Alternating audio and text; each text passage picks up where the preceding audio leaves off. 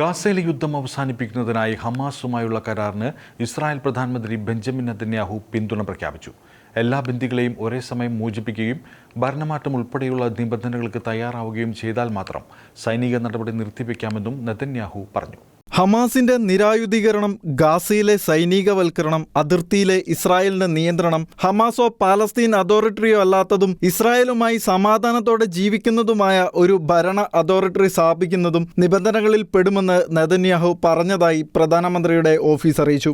നെതന്യാഹുവിന്റെ ഉപദേഷ്ടാവ് കരാറിനെ തള്ളിക്കളഞ്ഞിട്ടില്ലെന്ന് റിപ്പോർട്ട് ചെയ്തതിന് ശേഷമാണ് നെതന്യാഹുവിന്റെ അഭിപ്രായങ്ങൾ വന്നത്. കഴിഞ്ഞ ആഴ്ചയിൽ ഹമാസിന്റെ നിലപാടിൽ മാറ്റങ്ങൾ ഉണ്ടായിട്ടുണ്ടെന്നും ഇത് US പ്രതിനിധി സ്റ്റീവ് വിറ്റ്കോഫ് നിർദ്ദേശിച്ച രൂപരേഖയെ അടിസ്ഥാനമാക്കി ഘട്ടം ഘട്ടമായുള്ള ഒരു കരാറിനെ കുറിച്ചുള്ള ചർച്ചയിലേക്ക് തീവ്രവാദ ഗ്രൂപ്പിന് മടങ്ങി വരാൻ സാധ്യതയൊരുക്കുമെന്നും ഇസ്രായേലി ഔദ്യോഗിക വൃത്തം പറഞ്ഞതായി ഇസ്രായേൽ മാധ്യമങ്ങൾ റിപ്പോർട്ട് ചെയ്തു. ഖത്തർ പ്രതിനിധി സംഘം ഈജിപ്തിൽ എത്തിയിട്ടുണ്ട്. ഇരു കക്ഷികളുടെയും ചർച്ചയിലേക്ക് തിരികെ കൊണ്ടുവരാനുള്ള ശ്രമം ത്വരിതഗതിയിൽ പുരോഗമിക്കുകയാണ്. അതേസമയം ഗാസ സിറ്റി ആക്രമണത്തിനുള്ള പ്രവർത്തന പദ്ധതികൾ IDF chief of staff lieutenant general Eyal സമീറിന് മുന്നിൽ അവതരിപ്പിക്കുന്നതിന് മുന്നോടിയായി ഇസ്രായേൽ പ്രതിരോധ സേനയുടെ സദേൺ കമാൻഡിൽ ചർച്ചകൾ നടന്നിരുന്നു. നിരവധി നടപടിക്രമങ്ങൾ സമീർ അംഗീകരിക്കുകയും അന്തിമ അംഗീകാരത്തിനായി ഇസ്രായേൽ പ്രതിരോധ മന്ത്രി ഇസ്രായേൽ കാറ്റ്സിന് സമർപ്പിക്കുകയും ചെയ്തു. ഗാസ നഗരത്തിലെ തെക്ക് പടിഞ്ഞാറൻ സെയ്തൂൺ ക്വാർട്ടറിൽ സ്ഫോടക വസ്തുക്കളും തോക്കുധാരികളെയും ഭൂമിക്ക് മുകളിലും താഴെയുമുള്ള